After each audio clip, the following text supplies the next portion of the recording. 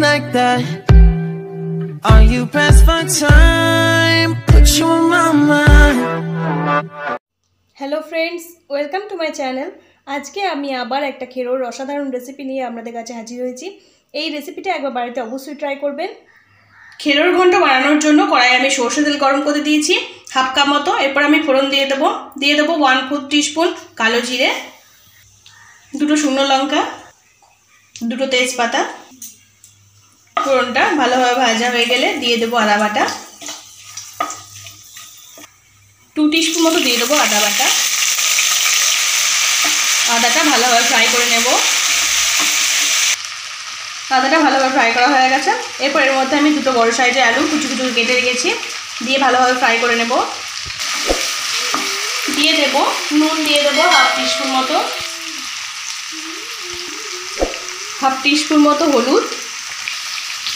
ভালোভাবে আলুটা ফ্রাই করে নেব।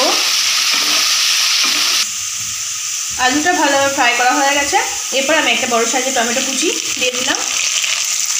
ভালোভাবে টমেটোর সাথে আলুটা কষিয়ে নেব। খেরোটা দিয়ে দেবো এখন। এইভাবে ছোটো ছোটো করে লম্বা লম্বা করে কেটে নিয়েছি খেরোটা। এরপর ভালোভাবে আলুটার সাথে কষিয়ে নেব খেরোটা। খেরোটা কষতে কষতে দিয়ে দেব হলুদ হাফ টিস্পুন মতো, নুন দিয়ে দেব পরিমাণ মতো, চিনি হাফ টিস্পুন, ধনে জিরে গুঁড়ো 2 টিস্পুন, কাশ্মীরি লঙ্কার গুঁড়ো দিয়ে দেব হাফ টিস্পুন মতো। এবার সমস্ত মশলা আমি একসাথে কষিয়ে নেব। কষতে কষতে দিয়ে দেবো সেদ্ধ করে রাখা ছোলার ডাল 2 কাপ মতো। ছোলার ডালটা দিয়ে ভালোভাবে মিক্স করে নেব। 10টা মতো দিয়ে দেবো ভেজে রাখা বড়ি,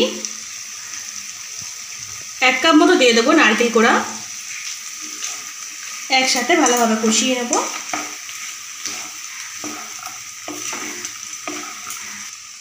এখন আমি দিয়ে দেবো 1 কাপ মতো জল। মিশ্রণটা আমি 2 মিনিট মতো টাইম দিয়ে ভালোভাবে একটু ফুটিয়ে নেব। সব শেষে দিয়ে দেব 1 টিস্পুন মতো ঘি,